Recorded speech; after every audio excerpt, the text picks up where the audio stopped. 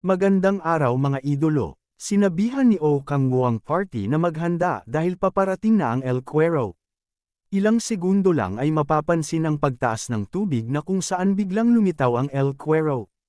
Ang El Cuero ay tumalon ng mataas kasabay ang malakas na sigaw. Habang nasa himpapawid ay nagpalabas ito ng napakaraming poison needle. Nang makita ito ni O Kangwo ay sinabihan niya si Echidna na gamitin ang demonic barricade. Ngunit sa dami ng poison needle na pinakawalan ng El Cuero ay nahihirapan si Echidna na protektahan ang party. Habang abala ang El Cuero sa pag-atake kay Echidna ay sinabihan niya ang dalawa na maghanda. Hinawakan niya ang dalawa sabay na ginamit ang Power of Sky. Mula sa taas ay binitawan niya ang dalawa papunta sa direksyon ng El Cuero. Silang tatlo ay matagumpay na nakapunta sa likod ng El Cuero at habang nasa likod ay sinabihan niya ang dalawa na bilisan ang paglagay ng kadena. Dahil sa mga matatalim na bagay na kanilang nilagay ay nakaramdam ang El Cuero ng panganib. Ang El Cuero ay sumigaw ng malakas habang patuloy pa rin sila sa paglagay ng maraming kadena. Dahil sa kanilang ginawa ay tumalon ng mataas ang El Cuero para sa pagbagsak niya sa tubig ay mabilis siyang makakatakas. Ngunit si O Kangwo ay nalaman ang plano ng El Cuero kaya naman ginamit niya ang Power of Sky at sinabi sa dalawa na pupunta siya sa tubig para pigilan ang plano ng El Cuero. At mula sa taas ay tumalon si O Kangwo sa tubig. Habang nasa ilalim ng tubig ay ginamit niya ang pinagsamang skill na Power of Destruction at Power of Thousand. Gamit ang pinagsamang skill ay tumilapo ng mataas ang El Cuero. Sinabi ni O Kangwo sa kanyang isipan na ang kanyang atake ay mahina sapagkat nasa ilalim siya ng tubig ngunit may naisip siyang magandang ideya. Mula sa tubig ay ginamit ni O Kangwo ang Power of Sky at mabilis na pumasok sa maliit na butas ng El Cuero. Dahil sa kanyang ginawa ay sumigaw ito ng malakas habang si O Kangwo ay patuloy pa rin sa pagpasok sa katawan ng El Cuero. Sa kabilang banda naman ay ang dalawa sa likod ng El Cuero ay nakaramdam ng kakaibang enerhiya. Ang El Cuero ay nagpalabas ng kuryente sa buo niyang katawan. Si Echidna ay nasa baba habang sinisigaw ang pangalan ni O Kangwo. Mula sa taas habang nasa likod ng El Cuero ay tinanong ni Baekhwayon si Ku Hanmo na kung tapos na ba ilagay ang lahat ng kadena ay tatalon na raw sila. Mabuti na lang ay umalis na ang dalawa sapagkat nagpalabas ng malakas na kuryente ang El Cuero. Sa kabilang banda naman ay si O Kangwo na matagumpay na nakapasok sa katawan ng El Cuero. Napangiti na lang si O Kangwo dahil sa bigay na proteksyon ni Echidna. Dagdag pa ni O Kangwo na kahit siya ay nasa malayo ay naramdaman ni Echidna na siya ay nasa panganib at binigyan siya agad ng magic barrier. Kahit na malayo ay pilit pa rin pinapanatili ni Echidna ang magic barrier kay O Kangwo. Dahil sa tulong ni Echidna ay nakapagpalabas si O Kangwo ng malakas na tira. Sa mga pinsala na natanggap ng El Cuero ay bumagsak ito ng malakas sa tubig. Ang pagkakataong ito ay hindi na niya palalampasin pa kaya naman binalot niya sa kanyang katawan ang maraming kadena na konektado sa El Cuero at mga Stone Giant. Mula sa malayo ay sinabihan niya si Cha Yonjo na pagalawin na ang mga Stone Giant para mahatak ang El Cuero sa lupa. Nang marinig ito ni Cha Yonjo ay nasisiyahan siya habang paulit-ulit na mina-maltrato ang mga Stone Giant. Dahil sa paggalaw ng mga Stone Giant ay unti-unti nang nahihila ang El Cuero sa lupa. Ngunit ang El Cuero ay may natitira pang lakas kaya naman hinatak nito ang mga Stone Giant. Ang El Cuero ay talaga namang nakakamangha dahil gumamit pa ito ng poison needle na hinarang naman ni Echidna. Si O Kangwo naman ay sinabi sa sarili na sobrang lakas talaga ng El Cuero. Dagdag pa niya na kapag magpatuloy ang ginagawa ng El Cuero ay mauuna pang mamatay ang Stone Giants. Dahil dito ay sinabi ni O Kangwo kay Cha Yonjo na gamitin na ang kanyang armas. Hindi naman ito nagustuhan ni Cha Yonjo dahil sa kanyang gagawin ay madadami raw si O Kangwo ngunit sinabi ni O Kangwo na magiging ayos lang daw siya. Wala nang magawa si Cha Yonjo kaya naman mula sa kanyang kinatatayuan ay ginamit niya ang Bloodthirsty Chain. Ang Bloodthirsty Chain ay kinukuha ang enerhiya ng madikitan nito kaya naman si O Kangwo ay tinitiis lang ang sakit. Dahil sa ginawa ni Cha Yonjo ay hamina ang El Cuero kaya naman sinimulan na nila itong hatakin papunta sa baybayin. Si Cha Yonjo habang patuloy na minamaltrato ang mga Stone Giant ay napaisip na hindi niya daw inakala na malaki ang matutulong ng Stone Giant sa paghuli nila sa El Cuero. Makalipas ang ilang minuto ay sumigaw ng malakas ang El Cuero at gamit ang Stone Giant ay matagumpay nilang nailagay ang El Cuero sa lupa. Si Oh Kang-woo ay nasa taas habang si Echidna ay tumatakbo papunta sa kanya sapagkat si Echidna ay nag-aalala. Ngunit ang El Cuero ay buhay pa at balak atakihin si Echidna. Sa kabutihang palad ay dumating agad si Baek Hwa-yeon. Ang El Cuero ay sumigaw ng malakas habang si Oh Kang-woo ay nagsabi na tapusin na nila ito ng mabilis. Nang malaman ni Echidna na ligtas si Oh Kang-woo ay makikita sa kanyang mukha ang saya sabay na sinabi ni Oh Kang-woo na kunin na lang daw ni Echidna ang Magic Stone ng Stone Giant. Sa kabilang banda ay si Cha Yonjo na nasisiyahan habang patuloy sa pagmamaltrato sa mga Stone Giant. Mula sa malayo ay sinabi ni Oh Kang-woo na itigil na ang pagmamaltrato sa Stone Giant at tumulong na sa kanila. Ang dalawa ay inutusan niya na atakihin na ang El Cuero. Hindi naman sila nagdalawang isip pa at sabay na umatake ng malakas. Ang dalawa ay patuloy sa paggawa ng malalakas na tira at si Cha Yonjo naman ay inatake ang mata ng El Cuero. Sa kanilang ginawa ay sumigaw ito ng malakas na kinagulat naman ng lahat. Ngunit si Oh Kang-woo ay natutuwa sapagkat wala na daw ito sa tubig. At sa isang iglap lang ay napuno ng kadiliman ang paligid. Sa kanyang pag-iisa ay ginamit ni Oh Kang-woo ang Myriad Demon Palace. Sa loob ng Myriad Demon Palace ay makikita ang tatlong nakalutang na pinto. Ngunit si Oh Kang-woo ay nagsabi na hindi niya na daw kailangan na pumunta pa sa tatlong pinto sapagkat ang likido na kanyang hinawakan ay sapat na raw. Matapos niyang gamitin ang Myriad Demon Palace ay nagpalabas si Oh Kang-woo ng malakas na enerhiya. Ginamit ni Oh Kang-woo ang pinagsamang skill na Power of Hellfire at Power of Dark Spear na tinatawag na Bident. Gamit ang Bident ay dinagdagan pa niya ng Power of Shattering. Ang tatlong skill na kanyang pinagsama ay tinatawag na Gay Bulge na SS rank. Dahil sa ginawa ni Oh Kang-woo ay kinagulat ng lahat. Tumabi kayong lahat, wika ni Oh Kang-woo habang nasisiyahan. At mula sa kanyang kinatatayuan ay ibinato niya ang Gay Bulge kasabay ang malakas na sigaw ng El Cuero. Sa lakas ng skill na binitawan ni Oh Kang-woo ay mabilis na kinain ng apoy ang katawan ng El Cuero. Dahil sa pinagsamang skill ay sinabi ng system na nabuksan na niya raw ang kondisyon para sa Extreme Demonic Delay. Nanginginig pa ang kanyang kamay sabay na sinabi sa sarili na noong siya ay nasa impyerno ay madali niya itong nagagawa. Naglilisik ang mga mata ni Oh Kang-woo habang sinasabi sa kanyang sarili na kailangan niya pang lumakas. Sa kanyang pag-iisip ay tinawag siya ng party. Sinabi ni Cha Yonjo na kung meron naman daw ganoong skill si Oh Kang-woo ay dapat ginamit niya daw agad sa una pa lang. Tumawa naman si Oh Kang-woo sabay na sinabi na ang kanyang ginawa ay sinubukan niya lang. Dahil sa aking ginawa, wika ni Oh Kang-woo, ay nanginginig pa raw ang kanyang kamay. Nang marinig ito ni Cha Yonjo ay sinabi niya na matatalo niya daw si Oh Kang-woo kapag maglaban na sila ngayon. Sa pag-uusap ng dalawa ay biglang lumapit si Echidna sabay na tinanong kung tapos na ba ang laban. Sa sinabi ni Echidna ay napaisip si Oh Kang-woo na hindi pa raw lumilitaw ang system na nagsasaad na napatay na nila ang kalaban. Nabigla ang lahat dahil sa dami ng natamo nitong pinsala ay buhay pa rin ang El Cuero. Labis naman ang pagtataka ni Oh Kang-woo sapagkat noong nasa impyerno pa daw siya nang una niyang ginawa ang Gay Bulge ay natalo niya agad ang ikapitong prinsipe ng impyerno. Ang El Cuero ay sumigaw ng malakas habang ang party ay naghahanda sa susunod na pag-atake. Si Oh Kang-woo mula sa kanyang kinatatayuan ay sobrang nabigla sapagkat ang El Cuero ay naglalabas ng demonic energy. Ang mukha ng El Cuero ay biglang nag-iba at nagtatangkang tumakas. Nang mapansin ito ni Cha Yonjo ay ginamit niya ang kanyang legendary equipment para hawakan ang El Cuero. Ngunit ang El Cuero ay sobrang lakas at hindi ito kaya mag-isa ni Cha Yonjo kaya naman binigyan niya ang bawat isa ng mahahawakan para mapigil ang umalis ang El Cuero. Kahit ipagsama ang lakas ng lahat ay hindi pa rin mapigilan ang El Cuero. Sinabi ni Oh Kang-woo sa kanyang isipan na wala na raw siyang lakas at kapag magpatuloy pa ang ganitong sitwasyon ay tuluyang makakatakas ang El Cuero.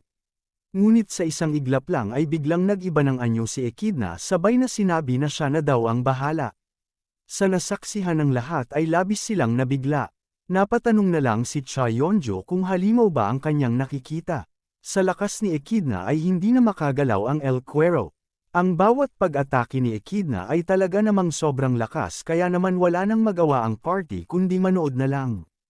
Ang malaking El Cuero na pinagtulungan ng party para mapatay ay nanginginig sa takot habang ang lahat ay hindi makapaniwala sa kanilang nasaksihan. Makalipas lang ang ilang segundo ay mabilis na pinatay ni Echidna ang boss monster na El Cuero. Matapos niyang patayin ang El Cuero ay tinanong niya si Oh Kang-woo kung maganda ba ang kanyang ginawa na pinuri naman ni Oh Kang-woo. Dahil sa pagpatay ni Echidna sa El Cuero ay sinabi ng system na napatay na nila ang El Cuero na S-rank. Ngayon ay alam ko na kung bakit siya ang iyong familiar wika ni Cha Yonjo habang si Oh Kang-woo ay pinupuri ang ginawa ni Echidna. Ang mga galamay na lumitaw sa katawan ng El Cuero ay napansin ni Cha Yonjo. Sinabi ni Oh Kang-woo na ang mga galamay ay nakita niya na raw dati. Katulad raw ito ng mga galamay na lumabas sa katawan ng mga miyembro ng Demonic Order. Ibig mo bang sabihin na kagagawa nito ng Demonic Order? Tanong ni Cha Yonjo kay Oh Kang-woo. Para malaman kung konektado ba ito sa Demonic Order ay umakyat ang party sa katawan ng El Cuero. Sa isang parte ng katawan ng El Cuero kung saan lumitaw ang mga galamay ay pinasok niya ang kanyang kamay. Sa natuklasan ni Oh Kang-woo ay kinagulat ng lahat sapagkat ito raw ay isang gemstone. Sinabi ni Baek Hwa-yeon na baka raw ang gemstone ang dahilan kung bakit kakaiba ang El Cuero. Si Oh Kang-woo naman ay nagsabi na wala siyang alam ngunit sa kanyang isipan ay nakakasiguro siya na ang gemstone ang dahilan ng lahat. Dahil ang gemstone ay nagtataglay ng mataas na artificial na demonic energy. Dagdag pa ni Oh Kang-woo na may kinalaman ang Demonic Order sa paggawa ng gemstone na nagtataglay ng demonic energy. Ang kanyang nalaman ay sinabi niya naman kay Cha Yonjo. Sinabi ni Oh Kang-woo na malaki ang chance na ang Demonic Order ang may kagagawa ng lahat dahil ang gemstone ay nilagyan ng demonic energy at ang isa pa raw sa nakakapagtaka ay nakalagay ito sa katawan ng El Cuero kung saan kaya itong abutin gamit lang ang kamay. Sa madaling salita may gumawa ng gemstone na nagtataglay ng demonic energy at inilagay ito sa katawan ng El Cuero at ang salarin wika ni Oh Kang-woo ay walang iba kundi ang Demonic Order. Sa naisip ni Oh Kang-woo ay pinuri siya ni Echidna habang si Baek Hwa-yeon ay nagsabi na ang sinabi ni Oh Kang-woo ay magkakadugtong sa mga nangyari.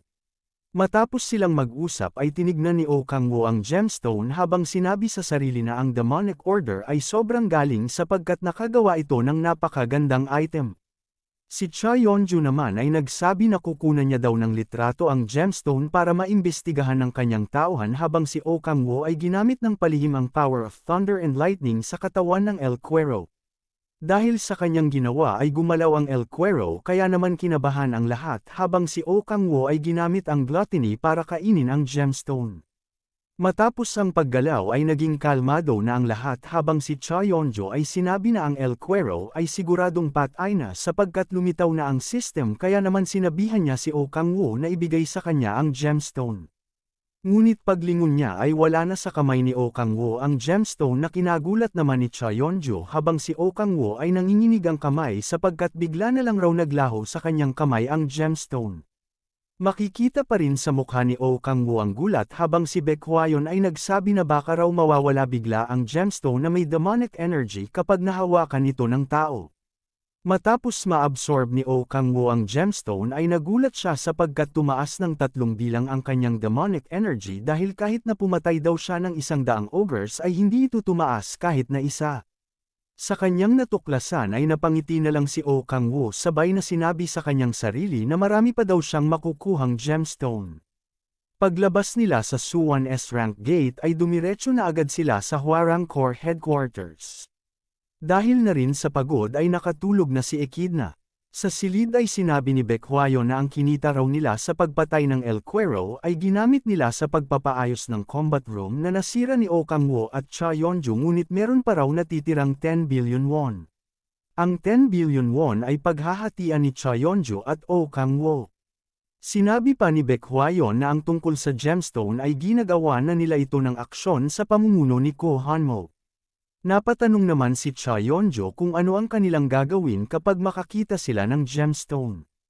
Sumagot naman si Baek Hwa-yeon na gagamit na lang sila ng bagay para hindi mahawakan ng gemstone at hindi maglaho. Dagdag pa ni Baek Hwa-yeon na may maganda raw siyang balita. Ang buntot raw ng El Cuero ay pwedeng gawing espada na legendary rank. Nang marinig ito ng dalawa ay inaabangan nila kung ano ang katangian na hinahanap ng legendary equipment. Sinabi ni Baek Hwa-yeon na ang legendary equipment ay nagpapataas ng strength o dexterity na taliwas naman sa main stat ng dalawa. Dagdag pa ni Baek Hwa-yeon na ang player na may internal chi ang makakagamit lang ng legendary equipment. Ang player na may internal chi ay napakabihira at karamihan sa kanila ay matatagpuan lang sa bansang China. Si Oh Kang-woo naman ay nagsabi na kukunin niya raw ang legendary equipment sapagkat meron daw siyang kilalang player na mayroong internal chi. Sa kabilang banda naman ay ang party ni Kim Se-hoon sa loob ng gate. Sa kanilang paglalakad ay napahinto si Kim Se-hoon sabay na sinabi sa party na maghanda. Mula sa madilim na sulok ay nakita nila ang isang minotaur na tumatakbo. Ngunit ang kasunod nito ay ang malaking minotaur na pinatay ang kanyang kalahi. Ang kanilang nasaksihan ay kinagulat ng lahat.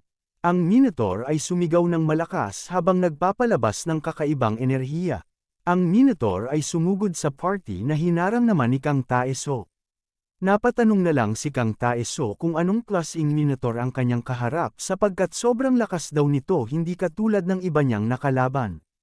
Si Kim Se-hoon ay sinabihan si Kang Tae-so na gumawa ng opening kapag nilagyan siya ng buff ni Han Solo at si Choi Yun-bi naman ay kailangan raw atakihin ang minotaur mula sa malayo. At mula sa malayo ay ginamit ni Choi Yun-bi ang lighting shot habang si Kang Tae-so naman ay nasa likod na pinupukaw ang atensyon ng minotaur.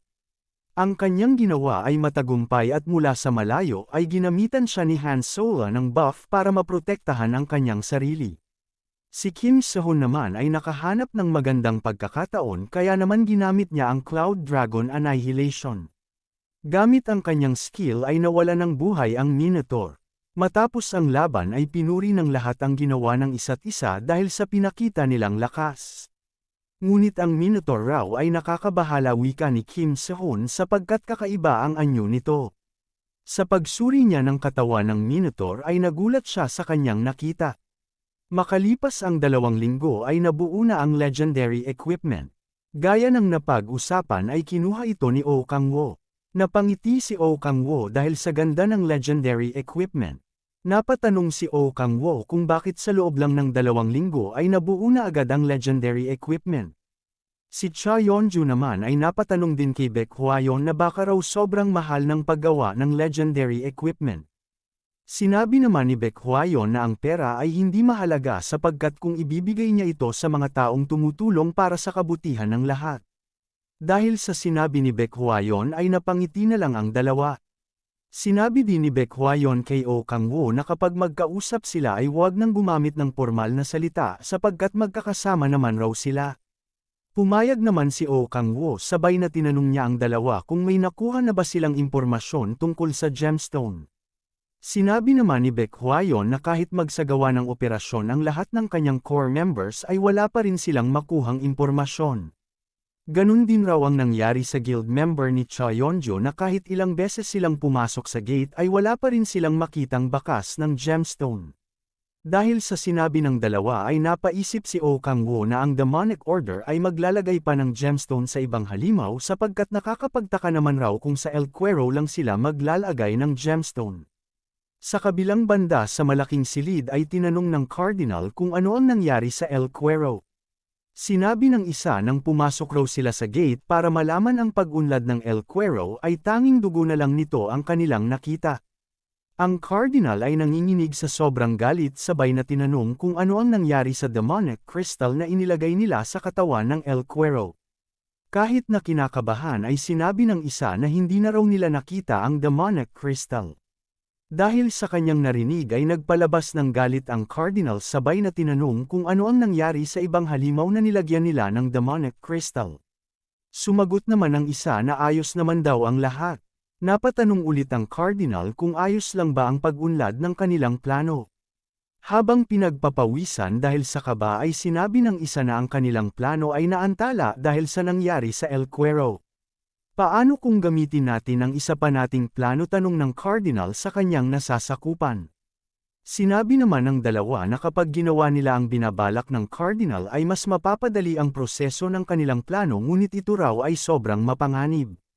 Sapagkat kung gagawin daw nila ang binabalak ng Cardinal ay malalaman ito ng World Rankers at ang World Rankers ay gagawa ng hakbang para ubusin ang Demonic Order. Nang marinig ito ng Cardinal ay bigla na lang may malakas na enerhiya ang bumalot sa kanyang katawan, sabay na sinabi na wala siyang pakialam sa World Ranker. Ang akala niyo ba ay natatakot ako sa World Ranker, tanong ng Cardinal habang nagpapalabas ng malakas na enerhiya. Dahil sa lakas ng enerhiya na pinapalabas ng Cardinal ay pinagpapawisan na sila, sabay na humingi ng tawad. Ang malakas na enerhiya ay inalis naman agad ng Cardinal, sabay na sinabi na ang natitirang demonic crystal ay ilagay na raw agad sa mga halimaw. Napatanong pa ang Cardinal kung sino ang pumatay sa El Cuero. Sinabi naman ng isa na ang pumatay ay si Cha Yonju, ang Guild Master ng Red Rose Guild. Nang malaman ito ng Cardinal ay galit na galit siya, sabay na sinabi na ihanda ang Shadow dahil pagbabayaran niya daw si Cha Yonju dahil sa pangingialam nito sa kanilang plano. Sa sinabi ng Cardinal ay kinabahan naman ang miyembro ng Demonic Order sapagkat sobrang lakas daw ni Cha Yonju. Ngunit sinabi ng Cardinal na may inaalagaan raw na rookie si Cha Yonju na arogante na nagngangalang Oh Kang-woo. Si Oh Kang-woo raw ang kanilang huhulihin para gawing hostage. Sa kabilang banda naman ay ang party sa labas ng Yujangbu B-Rank Gate, nakakalabas pa lang sa loob ng gate. Sa kanilang pag-uusap ay sinalubong sila ni Oh Kang-woo. Ang pagdating ni Oh Kang-woo ng biglaan ay kinatuwa naman ng lahat. Sinabi ni Oh Kang-woo na meron daw siyang dalang regalo. Natuwa naman ang party sa pag-aakalang ibibigay ito kay Han Sola. Si Han Sola ay naglilisik ang mata sapagkat ang regalo na dala ni Oh Kang-woo ay ibinigay niya kay Kim Sehon. Sinabi ni Oh Kang-woo na ang espada na ibinigay niya kay Kim Sehon ay isang legendary equipment na kinagulat naman ng lahat. Ngunit si Kim Sehon ay nag-aalangan sapagkat hindi pa raw siya ganun kalakas para tulungan si Oh Kang-woo, ngunit binigyan siya nito ng legendary equipment. Si Oh Kang-woo naman ay nagsabi na sa ngayon ay hindi pa raw ganun kalakas si Kim Sehon, ngunit hindi tatagal ay mas lalakas pa siya sa lahat ng player, kaya naman ang kanyang regalo ay makakatulong raw sa pagpalakas ni Kim Sehon. Dahil sa kanyang sinabi ay nagpasalamat si Kim Sehon. Dagdag pa ni Kim Sehon, noong nakilala niya daw si Oh Kang-woo ay may kakaiba siyang naramdaman. Ngunit ang masamang pakiramdam niya kay Oh Kang-woo ay bigla na lang daw naglaho at sa kanyang pakiramdam ay parang konektado na raw ang kanilang kaluluwa. Nang marinig ito ni Oh Kang-woo ay tumawa siya ng mahina, sabay na sinabi sa kanyang sarili na ang kanilang kaluluwa ay konektado dahil sa kanyang ginawa. Si Han Sola mula sa likod ay naglilisik ang mata habang si Kim Sehon ay hinawakan ang kamay ni Oh Kang-woo, sabay na sinabi na simula ngayon ay mabubuhay daw siya para pagsilbihan si Oh Kang-woo. Habang hawak ang kamay ni Oh Kang-woo ay sinabi ni Kim Sehon na meron daw siyang ibibigay kay Oh Kang-woo. Mula sa kanyang bulsa ay kinuha ni Kim Sehon ang isang gemstone na kanyang nakuha sa pinatay niyang Minotaur. Hindi niya raw alam kung ano ang kanyang nakuha, ngunit ibibigay niya raw ito kay Oh Kang-woo bilang isang regalo. Nang marinig ito ni Oh Kang-woo ay mabilis niyang hinawakan ang kamay ni Kim Sehon habang makikita sa mukha ang sobrang saya. Habang nakangiti ay hawak na niya ang gemstone, sabay na tinanong kung paano nila ito nakuha. Sinabi naman ni Kim Sehon na habang naglalakad sila sa loob ng gate ay may naramdaman siyang kakaiba. Ang pakiramdam na yun ay katulad ng una niyang makilala si Oh Kang-woo. Ang buo niyang katawan ay nakaramdam ng lamig at nang sinundan niya ang kanyang pakiramdam ay nakita nila ang isang Minotaur na kakaiba sa lahat, at nang napatay na daw nila ang Minotaur ay nakita niya ang kakaibang bagay. Si Oh Kang-woo mula sa kanyang isipan ay sinabi na baka raw nararamdaman ni Kim Sehon ang demonic energy. Tinanong niya din si Kim Sehon kung may kakaiba ba siyang naramdaman nang makita niya si Echidna, ngunit sinabi naman ni Kim Sehon na wala siyang kakaibang naramdaman nang makita niya si Echidna. Napaisip si Oh Kang-woo na base sa sinabi ni Kim Sehon ay hindi ito nakakaramdam ng demonic energy. Sa patuloy niyang pag-iisip ay napagtanto ni Oh Kang-woo na si Kim Se-hoon ay nakakaramdam ng mga halimaw na nagmula sa crack. Dahil si Kim Se-hoon ang tagapagligtas ng lahat ay malakas ang kanyang pakiramdam sa mga halimaw na may demonic energy na nagmula sa crack. Kung ganun wika ni Oh Kang-woo ay mahahanap ni Kim Se-hoon ang mga halimaw na mayroong gemstone. Dahil sa kanyang natuklasan ay napangiti na lang si Oh Kang-woo sabay na sinabi kay Kim Se-hoon na meron daw silang gagawin. Matapos ang usapan ay umuwi na ang party. Ang dalawa naman ay naglakad ng sabay pauwi ng bahay. Habang naglalakad ay sinabi ni Oh Kang-woo na simula bukas ay isasama niya raw si Kim Se-hoon sa pagpasok nila sa gate. Dagdag pa ni Oh Kang-woo na malaki na raw ang nilakas ng party kaya naman kahit silang tatlo lang ay makakapasok pa rin ang party sa gate. Habang paakyat sa hagdan ay sinabi ni Han Solo na kung maari ba sumama ang party sa pagpasok nila Oh Kang-woo sa gate bukas. Sapagkat kapag kasama raw nila si Oh Kang-woo ay mas mabilis mag-level up ang party at makakatulong din raw sila kay Oh Kang-woo. Simula bukas wika ni Oh Kang-woo ay papasok daw sila sa A-rank gate kaya naman hindi niya daw mas asama ang party dahil ang mga halimaw ay sobrang lakas at hindi na niya kayang bantayan ang party sa mga posibleng pag-atake. Dahil dito ay humingi ng tawad si Han Solo sa kanyang sinabi. Dagdag pa ni Oh Kang-woo na magsasagawa din sila ng investigasyon tungkol sa demonic order kaya naman kikilos na ang mga ito para patayin sila. Sa kanilang pag-uusap ay napahinto ang dalawa, dahil ang demonic order ay nag-aabang sa kanilang pagdating. Tinanong ni Oh Kang-woo kung sila ba ang demonic order ngunit sinabi naman ng isa na papatayin niya daw si Oh Kang-woo. Dahil sa kanilang sinabi ay naglilisik ang mata ni Oh Kang-woo sabay na sinabi na umalis na sila. Ngunit matigas ang ulo ng demonic order sabay na sinabi na arogante raw si Oh Kang-woo dahil inaalagaan siya ni Cha Yeon-ju. Dagdag pa ng demonic order na tuturuan daw nila ng aral si Oh Kang-woo. Mula sa kanyang kinatatayuan ay ginamit ni Oh Kang-woo ang Power of Sky habang hawak si Han Solo. Dahil sa kanyang ginawa ay namumula si Han Solo habang si Oh Kang-woo ay sinabihan si Han Solo na umalis agad. Si Han Solo naman habang namumula ay ginamit ang Grace of Light kay Oh Kang-woo. Dahil sa ginawa ni Han Solo ay tumaas ang kanyang stat pati na rin ang kanyang demonic energy. Sa kanilang pag-uusap ay sumugod ang demonic order sabay na sinabi na hindi daw nila pakakawalan si Oh Kang-woo. Sinong nagsabi na tatakbo ako wika ni Oh Kang-woo habang papalapit sa demonic order? Ang mga pag-atake ng demonic order ay mabilis niya lang iniwasan. Habang nasa itaas ay sinabi ni Oh Kang-woo sa kanyang sarili na ang miyembro ng demonic order ay bihasa sa pakikipaglaban. Ngunit kung ikukumpara daw sila kay Cha Yeon-ju ay sobrang hina nila kaya naman gamit ang kanyang kamay ay ginamit niya ang power of shockwave. Gamit ang power of shockwave ay nasira ang armas ng demonic order.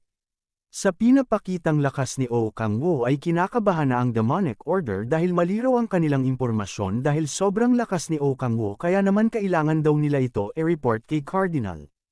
Ngunit bago pa man sila makaalis ay ginamit ni Oh Kang-woo ang power of frost na bumalot sa kanilang katawan. Mula sa malayo ay tinatanaw ni Han Solo ang mga kaganapan. At mula sa likod ay nilapitan niya ang isa sabay na tinanggal ang maskara.